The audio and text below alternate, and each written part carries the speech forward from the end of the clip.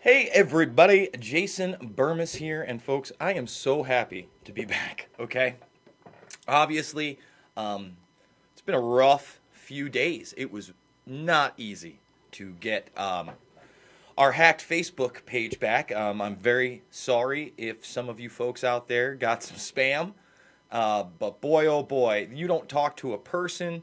There are things online where it says you will never get it back, or the possibility it could take up to 6 weeks. We jumped through some pretty big hoops. We're talking identification, notarized letters, all sorts of stuff. But I'm extremely happy to report we have our pages back, both the large We Are Change fan page and, of course, the Luke Radowski fan page, which is no slouch at 60,000 followers, folks. So thank you, Facebook, for allowing us to not be deplatformed via hack. And, we also did that story where 50 million Facebook accounts were hacked. It's being reported a lot of these account passwords are being sold online. And, this is, one of the facets of that track trace database society I don't talk about a lot, which is the hacking aspect. The fact that your information is really not secure even by these companies. And we're going to get into privacy aspects, Tim Cook, talking device, saying some pretty duplicitous things. Really, in my opinion, trying to soften the blow. And that's what Bezos is doing right here. Okay? So now it's been reported, and this is a great article right here by Peter Schiff, that Bezos is going to give his workers $15 an hour. Now, this is a political move in every single sense of the word. What do I mean? Well, I'm going to have to fix that. Well, he knows that the pressure is on at this point, okay? That's the bottom line. He knows he has to do something, or there may be an SEC investigation. He may have to pay out more lawyer fees as people strike, and he plans on automating tens of thousands of these jobs in the next 5 years anyway. He's already cut hours so much for most people that they live on a subsistence living from the government. They're taking some kind of support, okay? So if you think that the fact that this leaked 5 days earlier, let's get this out, no thanks, Gizmodo. We covered it on Sunday for you guys that missed the live stream, and I bet you a lot of you did because it doesn't really have the views it should. Go check that broadcast out, and check us out every Sunday at 7 p.m. over at the main channel. We take your super chats. It helps us so much. We take your super chats here. You got questions in the main chat. I'll see if I can go over them. But this 45-minute video leaked. And what was it? It's a happy cartoon about how not to unionize. That's union speak, living wage, grievance, contract, representation. You're not allowed to have those things. And this is, again, something they were giving to their managers. People at Whole Foods and Amazon were watching this. And somebody was just like, this is insane, and leaked it to the media, as they should have. Now, while all this is going on, and Jeff Bezos, again, heavily invested in technology, like I said, automation, robotics, replacing humans, he also has a space venture. Now, a lot more people talk about SpaceX than they do Blue Origin. However, Blue Origin and Jeff Bezos and Lockheed Martin are hand and fist. And I just thought I'd give you a look at the new Lockheed Martin designed lunar module right here. And these are the astronauts down there. That looks a little bit different. A little bit different than, say, I don't know, what we did, supposedly. It's going to be the 50th anniversary next year. The 50th anniversary of the initial Apollo mission. And obviously, technology has gotten better. You would expect something like this. And Bezos right now is saying, and a lot of people have said this. We've heard this from China 10, 15 years ago. Oh, we're going to be to the moon in 10, 15 years. Never seems to happen. And now Bezos is saying he plans a mission to the moon in the next 5 years. We'll see. Perhaps that's a possibility with artificial intelligence coming into fruition. I don't know. I'm not a scientist. I'm not a physicist. But right now, that possibility seems pretty unlikely. But what is likely? Well, Jeff Bezos, our man here, the guy, will continue to play the game for more profits. Not caring about people, not caring about their career. Again, $15 minimum wage less than 2 weeks after this breaks. If you don't think that those two things have something to do with each other, come on. Of course they do. Of course they do. And that, again, that is the move for him, because the fees in litigation, the cost of losing workers. Now workers, it doesn't kick in, I don't think, for a couple months, the $15. But workers that were in states where, minimum wage is like 7-something an hour, and they're making 10 or 11, now it's 15. Well, that's over double minimum wage. That's not so bad for them. Okay? So you have to look at these type of things, and Bezos is not a dumb guy. He's looking at all these things. But I want to move on to some more technology, and Tim Cook just talked to Vice, okay? And it was a pretty interesting conversation. This young reporter here, I forget her name, but she's quickly becoming the face of Vice. And she interviews Cook for a second time. Now, Cook slams Facebook and Google in this interview without slamming Facebook and Google. He basically says that's not our practice. He talks about privacy. He says that anybody that's telling you they need all this information from you, all this metadata, all this IoT stuff is lying to you. And it's not making the products better. That's not what the purpose of this is. And in that regard, I agree with the guy. I agree with Tim Cook. But he's a liar. That's what he does. He's meant to get up there and give you the political answer and work around the question and make you feel comfortable. And he does that for the first half of this interview. And she presses him a little bit about working with China, and he starts assuring people that, China's rule is that the data that the Chinese citizen can never leave China, the data on their phone, okay, and how they have to facilitate that structure. But he is facilitating totalitarianism and censorship. And about halfway through, she actually asks him about Alex Jones. And she even asks him whether he met with other tech companies in order to make this decision. And he says he didn't have a meeting with anybody. Nobody, as to his knowledge, nobody at Apple had either. And to me, again, this is lawyer speak.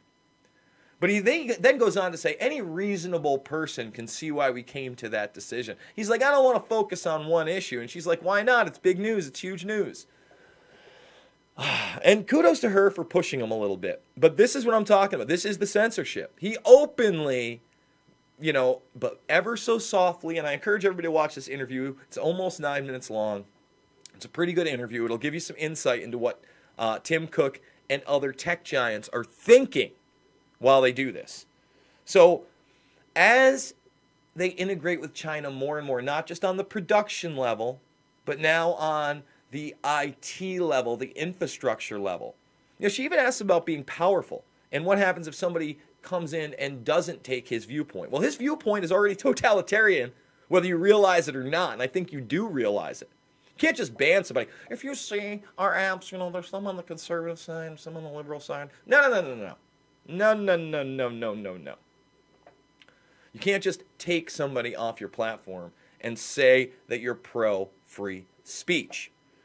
And again, as this digital world is encompassed all around us, we reported on it weeks ago. I think maybe even over a month ago I did the report on this because we had the presidential alert, okay? That was yesterday. And it was actually scheduled for a few weeks back. John McAfee, who, of course, is behind the McAfee antivirus, okay, tweeted out something very profound yesterday. And the fact of the matter is that the Federal Emergency Management Agency and that presidential alert you got jacks everything via the 911 chip in your phone and has full access to not only your location, okay, but your camera, your microphone, every other function on your phone.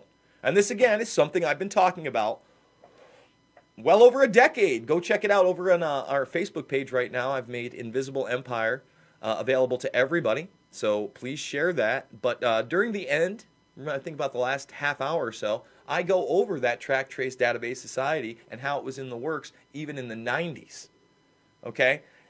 And of course, McAfee antivirus, he made his money there. I would never use a McAfee antivirus now, but at the time, you know, he's a smart guy.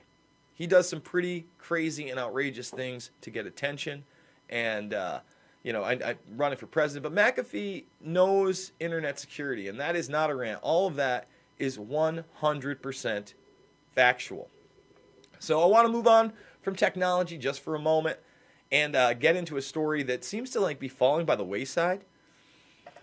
So those ricin letters that they intercepted at the Pentagon, okay, they were to Naval Chief Richardson and, of course, Mattis, but we also had letters that were sent to Trump via the White House and Ted Cruz's office. Two people were actually rushed to the hospital at Cruz's office, right? Which was, I mean, pretty crazy stuff, I'd say. Pretty crazy stuff. So as that's going on, it turns out, first of all, the Cruz letters apparently tested negative. So we don't know if there was really ricin in any of these. Maybe there was. They haven't retracted anything with Mattis and Richardson. They're downplaying the fact that Trump was also getting a letter. So they made an arrest of a Navy officer, okay? And he's maybe not an officer. I'm sorry, a Navy vet. I misspoke there. So let's read it. This guy is the guy they picked up yesterday. A Navy veteran from Utah was arrested Wednesday in connection with packets suspected to contain ricin that were mailed to the Pentagon and Navy leadership on Monday. The U.S. Attorney's Office for Salt Lake City confirmed to Military Times. William Clyde Allen III, 39, was arrested late Wednesday and taken into custody, said U.S. Attorney's Office spokeswoman Melody Rydalk. A former enlisted sailor who spent 4 years in the Navy nearly 2 decades ago, Allen is expected to be formally charged Friday. So once again, I guess we'll find out more about this on Friday. But when I was first seeing this and tweeting out about it, I asked the question, you know, is this a legit terror attack? Is this a false flag? Is this a legitimate crazy person? I said, really, right now, any of those possibilities are there. And I still think that. Like, I'm not just I'm not saying, oh, we got him. I don't know the facts of this case yet. And here's why I'm leaning towards this being, first of all, a real type event. If this were a false flag event, I think that you'd be seeing a lot more hype and fear in the media. But they've kind of tried to keep this under wraps. I'm not seeing this trending. It's not at the top of the pages. So I'm not quite sure where this is going, but I'm going to keep my eye on it, and I'd really like to know what happened at Cruz's office because, again, the initial tweet said that after they tested the material, it tested negative. We haven't heard what the testing for the Trump letters or the Mattis and Richardson letters have produced yet. So I want to move on, since we're talking about Mad Dog Mattis, to other people in the administration. And that other person, of course, is John Bolton and his crazy rant yesterday. His crazy rant yesterday. So not only are we going to get out of the Vienna Agreement, right? We're going to get out of there. That's fine, okay. But why are we doing that? Well, we're doing it for Israel and to stop this Palestinian lawsuit. And Bolton refused yesterday, to address Palestine as a state. Now remember, for decades upon decades, at least our presidents have talked about a two-state solution. And he basically just says, listen, they don't have any defined borders, terrorist this, terrorist that, Iran, and the reporter gets upset about this, and I feel for it. But this shows just how aggressive this administration is towards Palestine, for Israel. And we've covered this at length. In fact, one of my last videos was discussing how Netanyahu, a little over a week ago, when the United Nations was allowing these world leaders to speak, met with Trump. First of all, Trump talking about Israel and how their relationship has never been stronger and never been better. And then Netanyahu confirming that and saying, I've been here for a very, very long time, decades. And this administration, that's a scary thing when you look at Syria, when you look at Iran. And it's not only unfair, but it's grotesque to the people of Palestine. So I want to read his quote. I mean, I don't want to play the video. I don't want to play old Mustasio. I can't do it. I can't hear his voice. It's going to make me sick to my stomach. In fact, we reposted over at Facebook the Swamp Thing video because he is Swamp Thing when he was first appointed. Of course it's not a state now. It does not meet the customary international test of statehood. It does not control defined boundaries. There's a whole host of reasons why it's not a state. It could become a state, as the president said, but that requires diplomatic negotiations with Israel and others. Calling it the so-called State of Palestine defines exactly what it has been. A position that the United States government has pursued uniformly since 1988 when the Palestinian Authority declared itself to be the State of Palestine. Well, what were they supposed to do? What were they supposed to do as the occupation, became more and more aggressive? As the settlements expanded further and further on their land, as the military got more and more brutal. What were they supposed to do? Not fight back? So again, here it is, Bolton doing and saying some crazy, crazy things. And that brings us to the crazy tabloid news of today. FBI report settles nothing. I told you it would not when we were covering this last week. In fact, the video that I did, and, I've been watching these hearings, and after Flake said what he did, I'm like, oh, a 2-week investigation? Or a 1-week investigation? You're out of your mind. You think that the Democrats are going to just give up after a week? I'm like, that's absolutely insane. I go, it doesn't matter what they find. It doesn't matter what they find in this FBI investigation. Whether it's nothing or something, well, they're going to go for it. That's what this has been about. It's been a political play. And this, to me, is a representation about how there are different factions of the military-industrial complex. They fund both sides. Both sides are completely for war. But they are fighting for power right now within the United States Supreme Court. And I am no fan of Kavanaugh. In fact, if he doesn't get confirmed, which I think is unlikely, I think this guy, like I've said from the beginning, is getting confirmed. Okay? But he's not good. He is anti-Fourth Amendment. He is somebody who helped draft, let me repeat it, helped draft the Patriot Act. Arm in arm with Karl Rove, a.k.a. Turd Blossom. Rove, a verifiable demon. And I don't like to use that language. I know it's a little fantastic.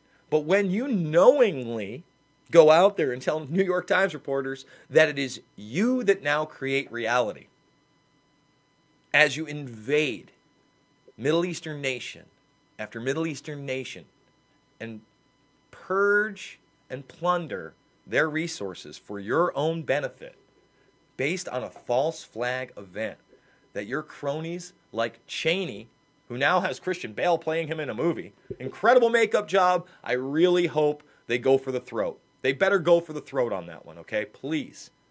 Please go for the throat. Please. Let's not baby this one. Anyway, back to this. You're not good, okay? Rove's not good. Bush was, an idiot wonder boy who served his father and his cronies, Paul Wolfowitz, Donald Rumsfeld, Dick Cheney, and others very well. Served them very, very well. So now, of course, like I said, it settles nothing. They say that he's going to get voted in this weekend. Okay, that they're going to hold the vote. Mitch McConnell says Saturday. I told you from the beginning it would be up to McConnell.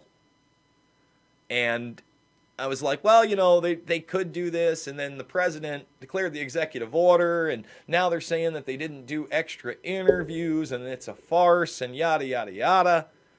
And it goes on and on and on. So I really think that he just gets confirmed on Saturday. I could be wrong.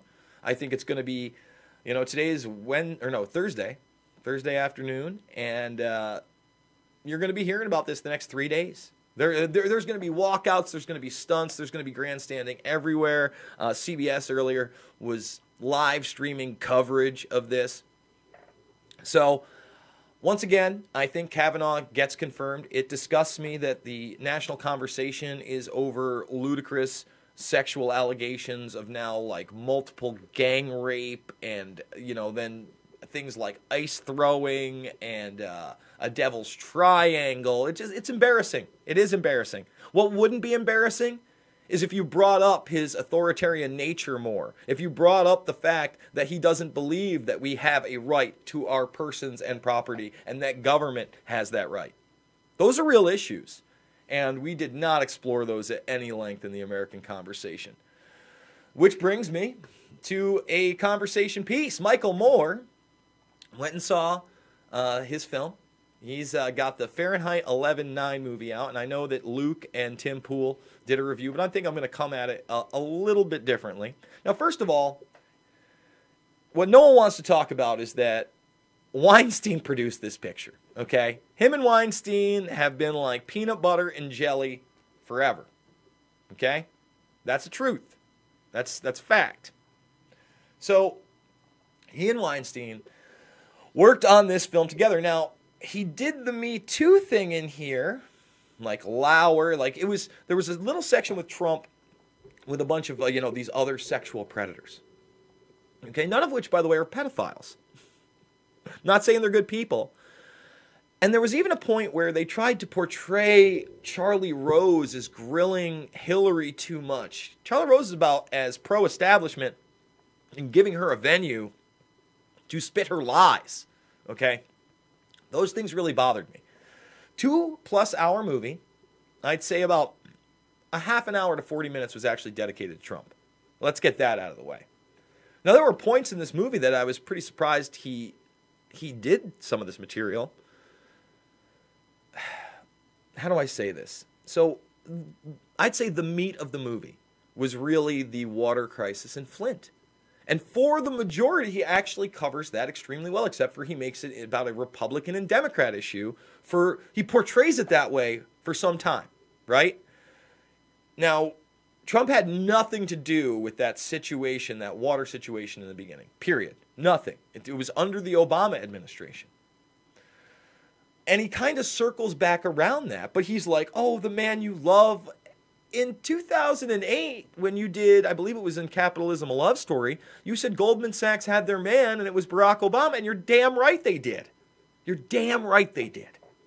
Okay? So how is it that you now try to parlay this onto Trump? And even in the film, he showed that Trump is the only guy that had the balls to go into the refinery, the actual water plant. Okay? Obama wouldn't. And when Obama's there, he shows him twice grandstanding and not drinking their water, like putting it to his lips, doing stunts for the people, which they were in shock. They sat there and greeted this guy like a rock star, like he was coming to save the day. He wasn't coming to save the day. Okay? Now, there's also a creepy sequence with Trump and his daughter, and don't get me wrong, there has been some creepy moments, but I just thought that was kind of odd to insinuate that Trump actually had sex with his daughter. Okay? I just didn't see that one very well.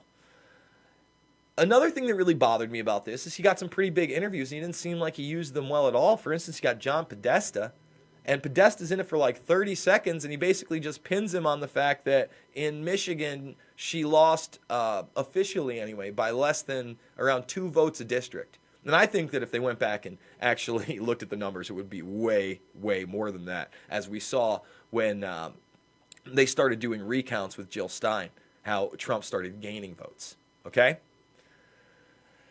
Here's where it gets interesting. He starts invoking 9/11 at the end of this a lot.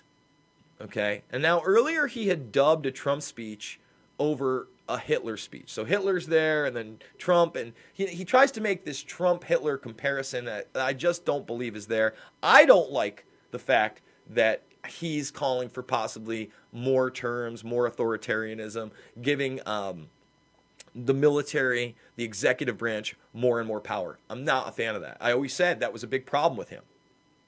And I thought that he would easily be convinced into a lot of these wars of aggression, which we've seen. At first, it was like we were getting out of Syria, and we're going to be non-interventionists. We haven't gotten out of anywhere. And when he started talking about getting out of Syria, within weeks we were bombing that country. These are facts. So at one point, he's asking this professor, are we just one more 9/11 away from losing everything? And he goes, we're not even one 9/11 away. And then he starts playing the Reichstag fire. Now, there was a section earlier about the Reichstag fire, insinuating it was an inside job and kind of flashing it with 9/11. But at the end of the picture, he really does it. Like, you're dubbing over a lot of Bush things as this went in. And like, as if 9/11 is a solely Republican operation. He's insinuating it big. And all I can say is, okay, Michael, you're 17 years too late. I mean, maybe not 17, but 15. You could have done a lot more with Fahrenheit 9/11. And little old me, with two guys named Dylan Avery and Corey Rowe, we put out a film well over a decade ago that started with the Reichstag fire. Okay? And you knew. You saw it. Don't sit here and lie. You, like everybody else out there, saw it. In fact, when you were confronted by We Are Change, this great organization that I'm blessed to work for right now, you talked about the Pentagon. You talked about wanting to see the video. And the fact that there's no way that they don't have video from every single angle of whatever hit that building. Okay? Michael? So why would you lump that in now? Do you really think that it's the Republican Party? I'm very uncomfortable that John Bolton is a part of this administration, just like everybody else. I'm super uncomfortable with those things. And I don't like Kavanaugh either. But can we be intellectually honest, Michael? I'd probably give the film, I don't know, a 5.5, 6 out of 10. Something like that. There are entertaining moments. There are moments where me and him have agreements. Absolutely. Especially with the Obama segment. I liked the Democrat he was talking to from West Virginia. I thought that he was, he was an impressive guy. That was an impressive segment. He's a very good editor. But at the same time, man, there were just so many things about this movie that I don't even know that it would qualify as a Trump movie. And I know that, again, when he's done these topics in the past, they are broad. They're very broad. Sicko, capitalist. But Michael, as a guy who's read your books back in the day, as a guy who's seen everything you've done, not just Roger and Me On, but big ones, your TV series on NBC that was short-lived, all that stuff. I followed your career, man. I think you've done some really honorable and good stuff. Come back to us. Let's before you go, you've never been in the best health. You're getting on in years. You cop to a lot in this film. Come on, man. Let's get beyond the left-right divide. Let's bring everybody together. It's not Democrat or Republican. Get away from your sleazy, rich, powerful Hollywood friends like the guy behind me who produced your film. Repent, my man. Repent to the people and say, I'm done being divisive. I'm going to hit you with the straight truth, whether the left loves it or the right loves it. And, get people to come together. With that being said, I'd like you to check out all the cool stuff that I post over on the Twitter. And a lot of it is not cool, by the way. Some stories over there that we're going to be probably covering over on the Sunday show. Pedophile ring run by a prominent doctor and surgeon where he and nurses were actually taping the victims. And not only taping the victims, but their own children were involved as well. So if you don't believe in, elite rings like that, well, you should check that story out. Let's see. Obviously, the Bezos story. Oh, if you missed this one, this young gentleman thinks it's okay to roundhouse kick a woman. He's talking to pro-life activists. Again, you're not allowed to have that opinion, And just watch behind me. He does a spin kick on a woman. Now, he has been identified. I believe he's also been arrested at this point. And it's just crazy. You know, of course, he makes the rape argument. Look at this guy. He's kicking stuff. Like, he wanted to kick the phone out of her hand, he said. And so I wanted to kick the phone out of your hand. Unacceptable. That's the guy right there. Oh, but follow me on Twitter. Follow the We Are Change page. Please go over, share the stuff on social media. Go to our Facebook. But most importantly, folks, you know, subscribe to this channel, hit the notifications, and, of course, be the change you want to see in the world.